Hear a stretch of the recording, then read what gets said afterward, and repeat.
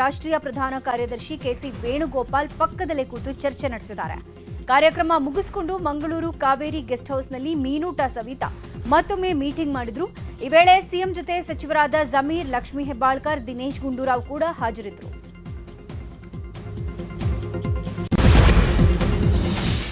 ರಾಜ್ಯ ಕಾಂಗ್ರೆಸ್ನಲ್ಲಿ ಸಿಎಂ ಕುರ್ಚಿ ಬಿರುಗಾಳಿ ಇನ್ನೂ ಆರಿದಂತಿಲ್ಲ.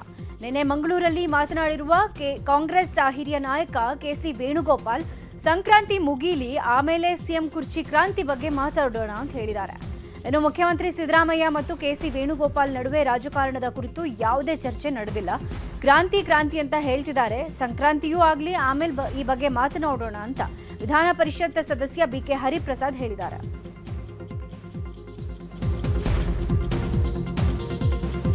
ಇನ್ನು ಸಚಿವ ಸತೀಶ್ ಜಾರಕಿಹೊಳಿ ಅವರ ಬೆಂಗಳೂರಿನ ಸದಾಶಿವನಗರದ ಮನೆಯಲ್ಲಿ ಡಿನ್ನರ್ ಮೀಟಿಂಗ್ ಆಗಿದೆ. ಡಿನ್ನರ್ನಲ್ಲಿ ಸಚಿವ ಪರಮೇಶ್ವರ್, ಬಿಕೆ ಹರಿಪ್ರಸಾದ್ ಭಾಗಿಯಾಗಿದ್ರು.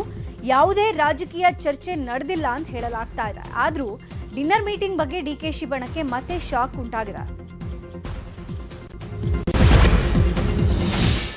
ಇನ್ನು ಅಧಿಕಾರದ ಬಗ್ಗೆ ಸಚಿವ ಸತೀಶ್ ಜಾರಕಿಹೊಳಿ ಮಾರ್ಮಿಕವಾಗಿ ಮಾತನಾಡಿದ್ದಾರೆ. ಯಾವಾಗ್ಲಾದ್ರೂ ಒಂದಿನ ಅಧಿಕಾರ ಬಿಡ್ಲೇಬೇಕು.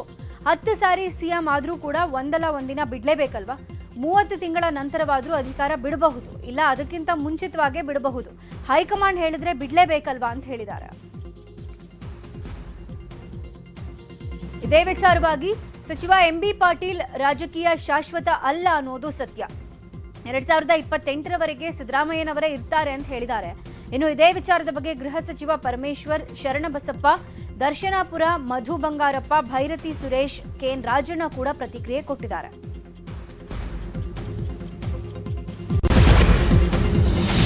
ಮಂಗಳೂರಲ್ಲಿ ಡಿಕೆಶಿ ಹಾಗೂ ಸಿಎಂ ಬಣಗಳ ಶಕ್ತಿ ಪ್ರದರ್ಶನ ಆಗಿದೆ. ಕೆಸಿ ವೇಣುಗೋಪಾಲ್ ಮುಂದೆನೆ ಡಿಕೆಶಿ ಪರ ಬೆಂಬಲಿಗರು ಡಿಕೆ ಪರ ಘೋಷಣೆಗಳನ್ನು ಕೂಗಿದ್ದಾರೆ.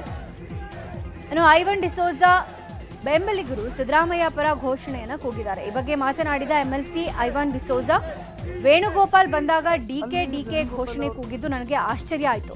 ಯಾಕೆ ಈ ರೀತಿ ಘೋಷಣೆ ಕೂಗಿದ್ರು ಗೊತ್ತಿಲ್ಲ, ಆದರೆ ಕಾಂಗ್ರೆಸ್ನಲ್ಲಿ ಯಾವುದೇ ಬಣ ರಾಜಕೀಯ ಆಗ್ತಿಲ್ಲ ಅಂತ ಹೇಳಿದ್ದಾರೆ. ಇನ್ನು ಸಿಎಂ ಡಿಸಿಎಂ ಬಗ್ಗೆ ಬಳ್ಳಾರಿಯಲ್ಲಿ ಮಾತನಾಡಿರುವ ಸಚಿವ ಸಂತೋಷ್ ಲಾಡ್, ಅಧಿಕಾರ ಶಾಶ್ವತ ಅಲ್ಲ, ಈ ಫಿಲಾಸಫಿ ಎಲ್ರಿಗೂ ಗೊತ್ತಿರೋದೆ. ಸಿಎಂ ಡಿಸಿಎಂ ಪರಸ್ಪರ ಅವರವರ ಮನೆಗೆ ಹೋಗಿ ಬಂದಿದ್ದಾರೆ, ಅವರೆಲ್ಲ ಕ್ಲಾರಿಟಿ ಕೊಟ್ಟಿದ್ದಾರೆ. ನಾವು ಬುದ್ಧಿಸಂ ಫಾಲೋ ಮಾಡ್ತೀವಿ, ನಥಿಂಗ್ ಇಸ್ ಪರ್ಮನೆಂಟ್ ಅಂತ ಲಾರ್ಡ್ ಉಚ್ಚರಿಸಿದ್ದಾರೆ. ಅಧಿಕಾರ ಹಂಚಿಕೆ ಕುಸ್ತಿ ನಡುವೆ ಡಿಸಿಎಂ ಡಿಕೆ ಶಿವಕುಮಾರ್ ಕುಟುಂಬ ಸಮೇತ ದೆಹಲಿಗೆ ತೆರಳಿದ್ದಾರೆ. ದೆಹಲಿಗೆ ಹೋಗೋದಕ್ಕೂ ಮುನ್ನ ಮಾತನಾಡಿದ ಡಿಕೆಶಿ, ಖಾಸಗಿ ಕಾರ್ಯಕ್ರಮ ಹಿನ್ನೆಲೆ ದೆಹಲಿಗೆ ಹೋಗ್ತಿರೋದು ಅಂತ ಹೇಳಿದ್ರು. ಇನ್ನು ಮಂಗಳೂರಲ್ಲಿ ಸಿಎಂ ಮತ್ತು ಕೆಸಿ ವೇಣುಗೋಪಾಲ್ ಭೇಟಿಯಾದ್ರೆ ತಪ್ಪೇನಿಲ್ಲ, ನಾವೆಲ್ಲರೂ ಒಂದೇ ಕುಟುಂಬ ಇದ್ದ ಹಾಗೆ ಅಂತ ಹೇಳಿದ್ದಾರೆ. ಇನ್ನು ಡಿಸಿಎಂ ಡಿಕೆಶಿ ದೆಹಲಿ ಭೇಟಿ ವಿಚಾರದ ಬಗ್ಗೆ ಮಂಗಳೂರಿನಲ್ಲಿ ಮಾತನಾಡಿದ ಸಿಎಂ ಸಿದ್ದರಾಮಯ್ಯ, ಡಿಕೆ ಶಿವಕುಮಾರ್ ದೆಹಲಿಗೆ ಹೋಗೋದಾದ್ರೆ ಹೋಗ್ಲಿ, ಬೇಡ ಅಂದವ್ರು ಯಾರು? ನನ್ನನ್ನ ವರಿಷ್ಠರು ಕರೆದ್ರೆ ನಾ ಹೋಗ್ತೀನಿ, ಈವರೆಗೂ ನನ್ನನ್ನ ಅವ್ರು ಕರೆದಿಲ್ಲ, ಹೀಗಾಗಿ ನಾ ಹೋಗಲ್ಲ ಅಂತ ಹೇಳಿದ್ದಾರೆ. ಡಿಸೆಂಬರ್ 8ರಿಂದ ಬೆಳಗಾವಿಯಲ್ಲಿ ನಡೆಯಲಿರುವ ಚಳಿಗಾಲದ ಅಧಿವೇಶನ ಸಿದ್ಧತೆಗೆ ಮುಂದಾಗಿದೆ. ರಾಜ್ಯ ಸರ್ಕಾರ ಇವತ್ತು ಸಂಜೆ 4 ಗಂಟೆಗೆ ವಿಧಾನಸೌಧದಲ್ಲಿ ಸಿಎಂ ಸಿದ್ದರಾಮಯ್ಯ ಸಚಿವರ ಸಭೆ ಕರೆದಿದ್ದಾರೆ. ಅಧಿವೇಶನದಲ್ಲಿ ಚರ್ಚೆ ಮಾಡುವ ವಿಷಯಗಳು ಹಾಗೂ ಪ್ರತಿಪಕ್ಷಗಳನ್ನು ಒಗ್ಗಟ್ಟಿನ ರೀತಿಯಲ್ಲಿ ಎದುರಿಸುವ ಸಂಬಂಧ ಮಹತ್ವದ ಚರ್ಚೆಯನ್ನು ನಡೆಸಲಿದ್ದಾರೆ.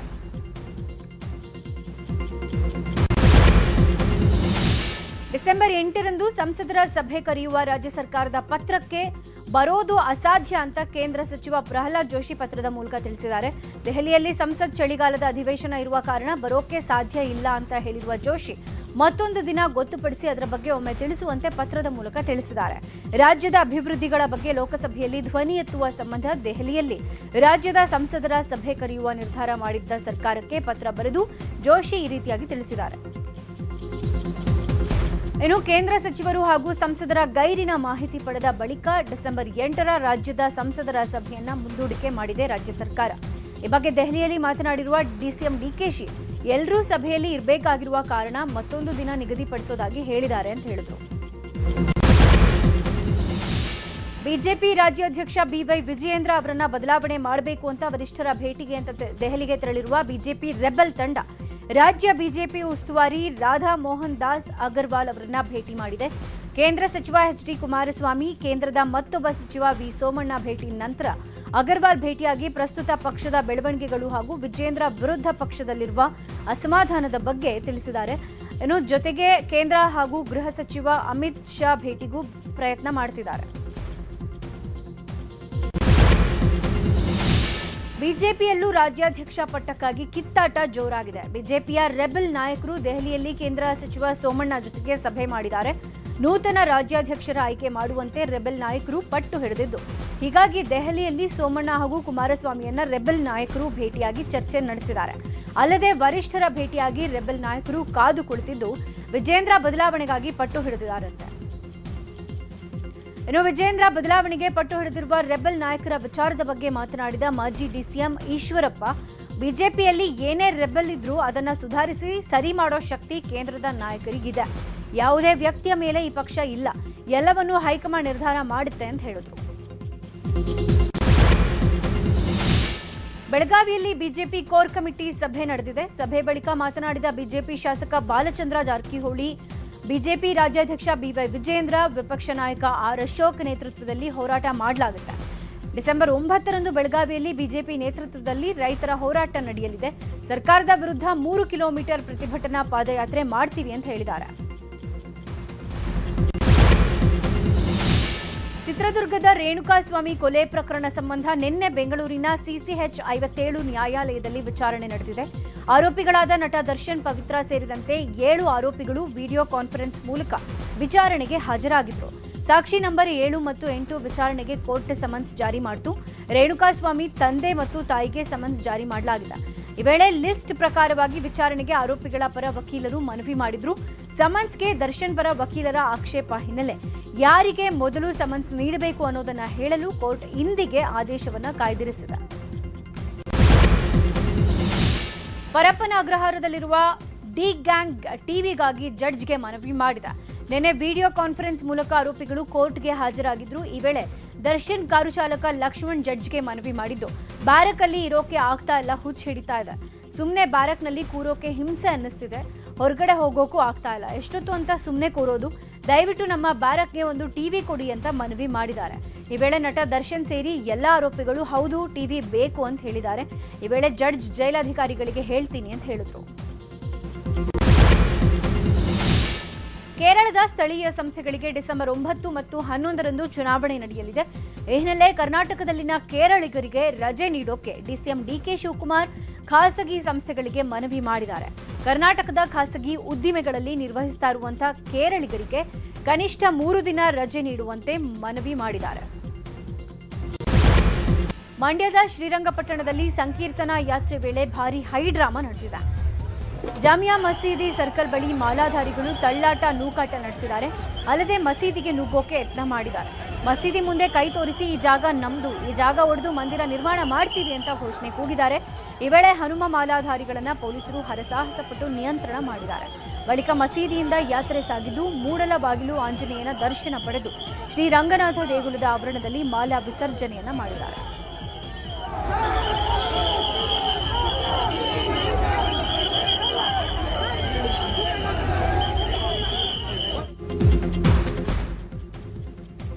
ಇನ್ನು ಸಂಕೀರ್ತನಾ ಯಾತ್ರೆ ಯಶಸ್ವಿ ಬಳಿಕ ಮಾತನಾಡಿದ ಹಿಂದೂ ಜಾಗರಣ ವೇದಿಕೆ ಮುಖಂಡ ಲೋಹಿತ್ ರಾಜೆ ಅರಸ್, ಹಿಂದೂ ಸಮಾಜದ ತಾಳ್ಮೆಯನ್ನ ಜಾಸ್ತಿ ಪರೀಕ್ಷೆ ಮಾಡೋದು ಬೇಡ, ಮಸೀದಿಯಲ್ಲ ಮಂದಿರ ಅನ್ನೋದು ಅವರಿಗೆ ಗೊತ್ತಿದೆ, ಅಕ್ರಮವಾಗಿ ಒಳಗೆ ಮದ್ರಸಾ ಮಾಡ್ತಿದ್ದಾರೆ, ಕಾನೂನಿನ ಮೂಲಕ ಹೋರಾಟ ಮಾಡ್ತೀವಿ ಅಂತ ಹೇಳಿದ್ದಾರೆ. ರಾಜ್ಯದ ಹಲವು ಜಿಲ್ಲೆಗಳಲ್ಲಿ ಮೆಕ್ಕೆಜೋಳ ಬೆಳೆಗಾರರು ಹೋರಾಟ ಮುಂದುವರೆಸಿದ್ದಾರೆ.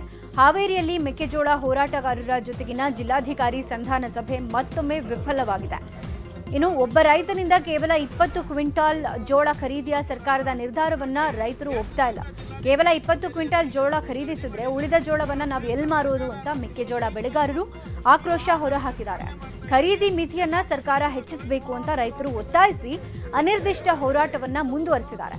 ಡಿಸೆಂಬರ್ 8ರಂದು ರಾಷ್ಟ್ರೀಯ ಹೆದ್ದಾರಿ ಬಂದ್ ಮಾಡೋದಾಗಿ ಎಚ್ಚರಿಕೆ ಕೊಟ್ಟಿದ್ದಾರೆ. ಚಿಕ್ಕಬಳ್ಳಾಪುರ ಜಿಲ್ಲೆಯ ಚಿಂತಾಮಣಿ ತಾಲೂಕಿನ ದೊಡ್ಡಗಂಜೂರು ಗ್ರಾಮದ ಸರ್ಕಾರಿ ಶಾಲಾ ಮಕ್ಕಳು ಗೋಳು ಕೇಳೋರಿಲ್ಲದಂತಾಗಿದೆ. 50 ಮಕ್ಕಳಿರುವ ಶಾಲೆಯಲ್ಲಿ ಸೂಕ್ತ ಕೊಠಡಿಗಳೇ ಇಲ್ಲ. ಕೆಲ ಕೊಠಡಿಗಳು ಬೀಳೋ ಹಂತದಲ್ಲಿದೆ. ಇದರಿಂದ ಮಕ್ಕಳು ಜೀವ ಭಯದಲ್ಲಿ ಪಾಠ ಕೇಳಬೇಕಾಗಿರುವ ಪರಿಸ್ಥಿತಿ ಇದೆ. ಮಳೆ ಬಂದ್ರೆ ಸೋರುತ್ತೆ. ಹೀಗಾಗಿ ಕೊಠಡಿಗಳನ್ನ ದುರಸ್ತಿಗೊಳಿಸಬೇಕು ಅಂತ ಗ್ರಾಮಸ್ಥರು ಮನವಿ ಮಾಡುತ್ತಿದ್ದಾರೆ.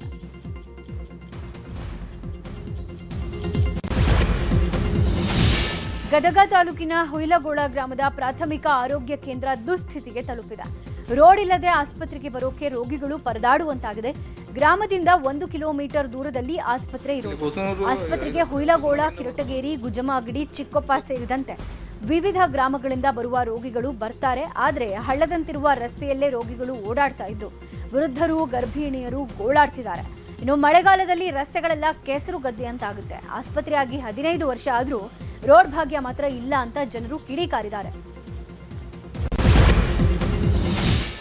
ಕೋಲಾರದ ಕೆಜಿಎಫ್ನಲ್ಲಿ ನಡೆದಿದ್ದ 30 ಹಸುಗಳ ಕಳವು ಪ್ರಕರಣಗಳಲ್ಲಿ 3 ಆರೋಪಿಗಳನ್ನ ಪೊಲೀಸರು ಬಂಧಿಸಿದ್ದಾರೆ. ಕೆಜಿಎಫ್ನ ರಾಬರ್ಟ್ ಸನ್ಪೇಟೆ ಪೊಲೀಸರು ಕಳ್ಳರನ್ನ ಬಂಧಿಸಿದ್ದಾರೆ. ಆರೋಪಿಗಳಿಂದ 2.5 ಲಕ್ಷ ಮೌಲ್ಯದ ನಗದು, ಸ್ಯಾಂಟ್ರೋ ಕಾರ್ ಮತ್ತು ಟೆಂಪೋವನ್ನ ವಶಕ್ಕೆ ಪಡೆಯಲಾಗಿದೆ. ರಾಜಭವನದ ಹೆಸರನ್ನ ಬದಲಾಯಿಸಿ ಲೋಕಭವನ ಅಂತ ಮರುನಾಮಕರಣ ಮಾಡಲಾಗಿದೆ. ಭಾರತ ಸರ್ಕಾರದ ಆದೇಶ ಮತ್ತು ರಾಜ್ಯಪಾಲರ ಅನುಮೋದನೆಯ ಮೇರೆಗೆ ಈ ಬದಲಾವಣೆಯನ್ನ ಮಾಡಲಾಗಿದೆ. ರಾಜಭವನಕ್ಕೆ ಇನ್ಮುಂದೆ ಲೋಕಭವನ ಕರ್ನಾಟಕ ಅಂತ ಹೆಸರಿಡಲಾಗಿದೆ.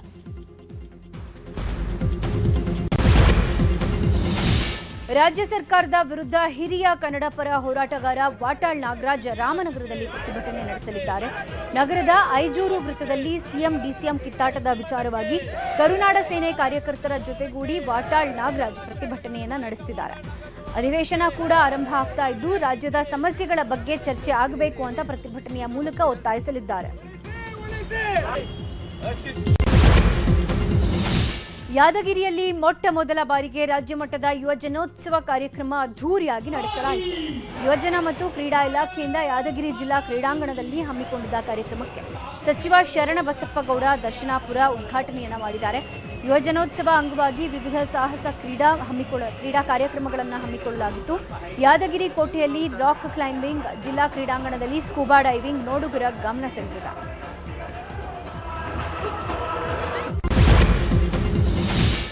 ದಕ್ಷಿಣ ಕಾಶಿ ನಂಜನಗೂಡು ಶ್ರೀ ನಂಜುಂಡೇಶ್ವರ ಸ್ವಾಮಿಯ ಚಿಕ್ಕ ಜಾತ್ರಾ ಮಹೋತ್ಸವ ಇವತ್ತು ವಿಜೃಂಭಣೆಯಿಂದ ನಡೆಯಲಿದ್ದು ದೇವಾಲಯ ಸಕಲ ಸಿದ್ಧತೆಗಳನ್ನು ಮಾಡಿಕೊಂಡಿದೆ. ಚಿಕ್ಕ ಜಾತ್ರೆಯಲ್ಲಿ ಒಟ್ಟಿಗೆ ಗಣಪತಿ, ಚಂಡಿಕೇಶ್ವರ, ಪಾರ್ವತಿಯ ಸಮೇತ ನಂಜುಂಡೇಶ್ವರ ಸ್ವಾಮಿಯ 3 ರಥಗಳನ್ನು ಎಳೆಯಲಾಗ್ತಾ ಇದೆ. ಬೆಳಗ್ಗೆ 9ರಿಂದ 9:30 ಗಂಟೆಗೆ ಸಲ್ಲುವ ಶುಭ ಧನುರ್ ಲಗ್ನದಲ್ಲಿ ರಥೋತ್ಸವಕ್ಕೆ ಚಾಲನೆ ಸಿಗಲಿದೆ. ಸಾವಿರಾರು ಸಂಖ್ಯೆಯಲ್ಲಿ ಭಕ್ತರು ರಥೋತ್ಸವದಲ್ಲಿ ಭಾಗಿಯಾಗಲಿದ್ದಾರೆ.